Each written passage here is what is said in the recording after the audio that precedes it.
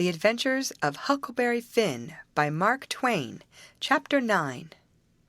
I wanted to go and look at a place right about the middle of the island that I'd found when I was exploring. So we started and soon got to it, because the island was only 3 miles long and 1/4 of a mile wide. This place was a tolerable long, steep hill or ridge about 40 foot high. We had a rough time getting to the top. The sides was so steep and the bushes so thick. We tramped and clumb around all over it, and by found a good big cavern in the rock, most up to the top on the side towards Illinois. The cavern was as big as 2 or 3 rooms bunched together, and Jim could stand up straight in it. It was cool in there. Jim was for putting our traps in there right away, but I said we didn't want to be climbing up and down there all the time. Jim said if we had the canoe hid in a good place and had all the traps in the cavern, we could rush there if anybody was to come to the island, and they would never find us without dogs. And besides, he said them little birds had said it was going to rain, and did I want the things to get wet? So we went back and got the canoe and paddled up abreast the cavern and lugged all the traps up there. Then we hunted up a place close by to hide the canoe in, amongst the thick willows. We took some fish off of the lines and set them again, and begun to get ready for dinner.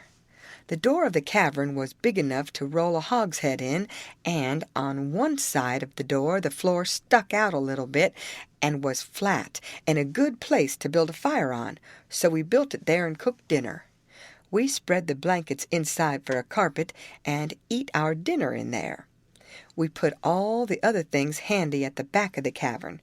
Pretty soon it darkened up and begun to thunder and lighten, so the birds was right about it. Directly it begun to rain, and it rained like all fury, too, and I never see the wind blow so.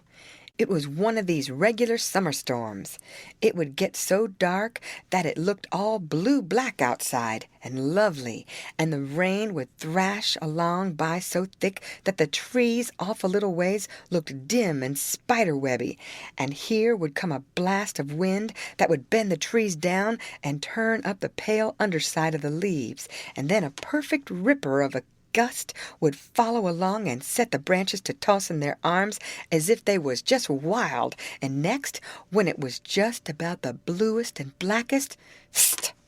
It was as bright as glory, and you'd have a little glimpse of treetops a-plugging about away off yonder in the storm, hundreds of yards further than you could see before, dark as sin again in a second, and now you'd hear the thunder let go with an awful crash, and then go rumbling, grumbling, tumbling down the sky towards the underside of the world, like rolling empty barrels downstairs, where it's long stairs, and they bounce a good deal, you know.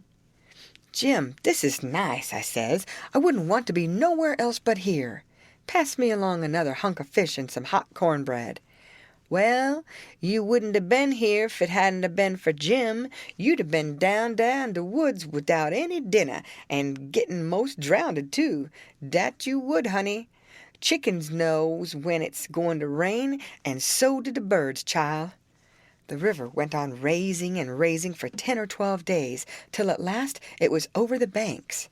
The water was 3 or 4 foot deep on the island in the low places and on the Illinois bottom. On that side it was a good many miles wide, but on the Missouri side it was the same old distance across, a half a mile, because the Missouri shore was just a wall of high bluffs. Daytimes we paddled all over the island in the canoe. It was mighty cool and shady in the deep woods, even if the sun was blazing outside. We went winding in and out and amongst the trees, and sometimes the vines hung so thick we had to back away and go some other way. Well, on every old broken-down tree you could see rabbits and snakes and such things, and when the island had been overflowed a day or two, they got so tame, on account of being hungry, that you could paddle right up and put your hand on them if you wanted to. But not the snakes or turtles. They would slide off in the water. The ridge our cavern was in was full of them. We could have had pets enough if we wanted them. One night we catched a little section of a lumber raft, nice pine planks. It was 12 foot wide and about 15 or 16 foot long, and the top stood above water 6 or 7 inches, a solid level floor. We could see saw logs go by in the daylight sometimes, but we let them go. We didn't show ourselves in daylight. Another night, when we was up at the head of the island just before daylight, here comes a frame house down on the west side. She was a 2-story and tilted over considerable.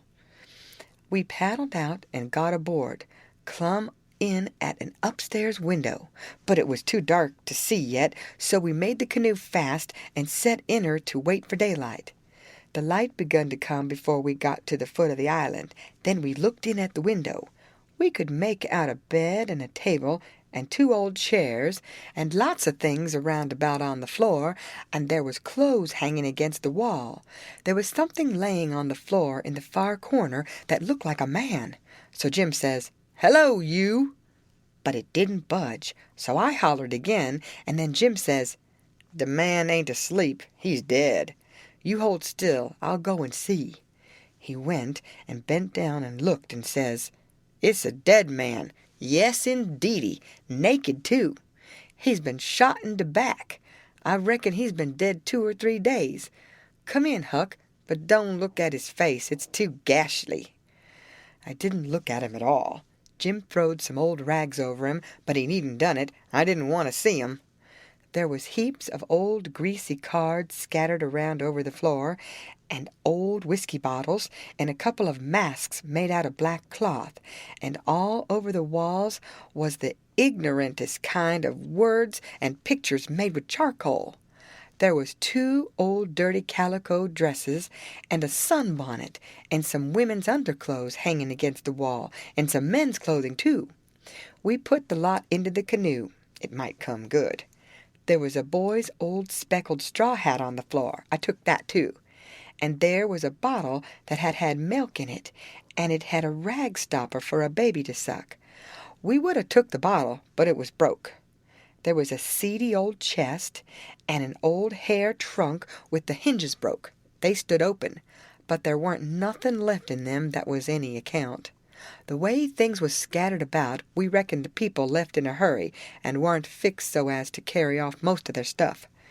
We got an old tin lantern and a butcher knife without any handle, and a brand new Barlow knife worth 2 bits at any store, and a lot of tallow candles, and a tin candlestick, and a gourd, and a tin cup, and a ratty old bedquilt off the bed, and a reticule with needles and pins and beeswax and buttons and thread and all such truck in it, and a hatchet and some nails, and a fish line as thick as my little finger with some monstrous hooks on it, and a roll of buckskin, and a leather dog collar, and a horseshoe, and some vials of medicine that didn't have no label on them.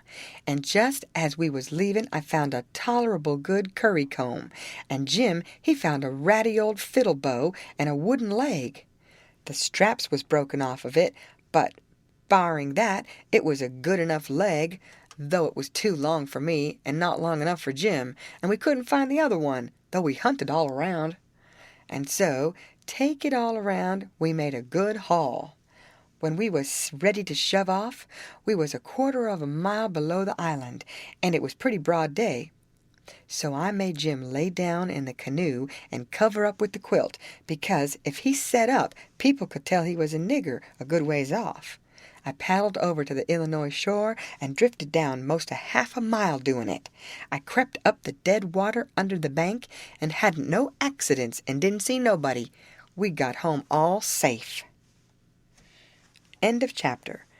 Read by Lorraine Montgomery for Lit to Go on the web at fcit.usf.edu.